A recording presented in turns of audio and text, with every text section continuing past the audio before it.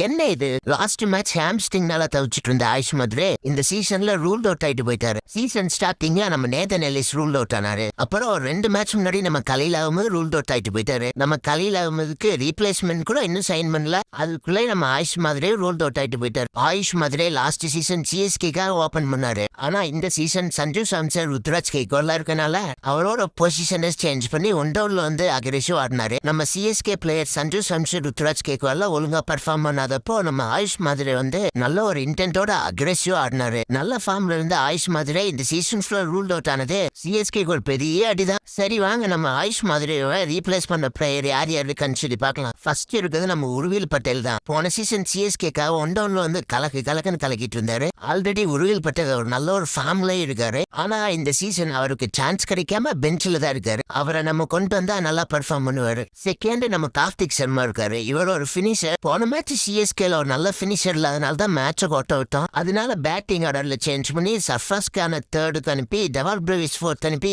கார்த்திக் சர்மா ஒரு பினிஷர் மாதிரி கூட கொண்டு வர சான்சஸ் இருக்கு. தேர்ட் பிளேஸ்ல இருக்குது பிரசாந்த் வீர். இவர் இன்னும் பவுலிங்ல தான் பர்ஃபார்மன்ஸ் பண்ணலாம். ஆனா பேட்டிங்ல பர்ஃபார்மன்ஸ் நல்லாவே பண்ணியிருக்காரு. மேபி இவருக்கும் சான்ஸ் கொடுத்து நம்ம ஜடேஜா மாதிரி இவரே பினிஷர் ரோலுக்கு கொண்டு வரலாம். இவங்களாம் ஆல்ரெடி ஸ்குவாட்ல இருக்காங்க. இவங்க எல்லாமே அன்சோல்டான பிளேயர்ஸ்ல யார் இருக்கான்னு சொல்லி பார்க்கலாம். ஸ்வஸ்திக் சிக்காரா இவரு யூபி கிரிக்கெட். இவரும் நம்ம ஆயுஷ் மதுரை மாதிரி right hander top order batsman. இவரும் நல்லா அக்ரெசிவா ஆடுவாரு. அடுத்து இருக்கிறதே நம்ம யஸ்துல். இவரு டெல்லிக்காக டொமஸ்டிக் கிரிக்கெட்ஸ்ல நல்லா பர்ஃபார்ம் பண்ணிருக்காரு. இவரும் ஒரு நல்ல ஃபார்ம்ல இருக்காரு. அப்புறம் அதர்வா தாய்டே இருக்காரு. விதர்பாக்கு கேப்டன்சி பண்ணி கன்சிஸ்டன்சியா பர்ஃபார்ம் பண்ணிட்டு இருக்காரு. ரீசெண்டா விஜய் ஹசாரே டிராபியும் வின் பண்ணி கொடுத்திருக்காரு. இல்ல இவங்கெல்லாம் வேணாம் எக்ஸ்பீரியன்ஸான பிளேயர்ஸ் வேணும்னு சிஎஸ்கே நினைச்சா ஆல்ரெடி ஐபிஎல்ல 131 மேட்ச் ஆடின மயங்க் அகர்வால் இருக்காரு. இல்ல இவங்கெல்லாம் வேணாம் ஒரு நல்ல பினிஷர் வேணும்னு சிஎஸ்கே எக்ஸ்பெக்ட் பண்ணா அதுக்கு ஒரு ரீப்ளேஸ்மெண்ட் பண்ண பிளேயர்ஸ் இருக்காங்க. ஆல்ரெடி ஐபிஎல்ல பிளே பண்ண அபிமன்யு மனோகர் இருக்காரு. அப்புறம் நம்ம கேரளா சேர்ந்த சல்மான் நிசாரு இருக்காரு. சரி நீங்க சொல்லுங்க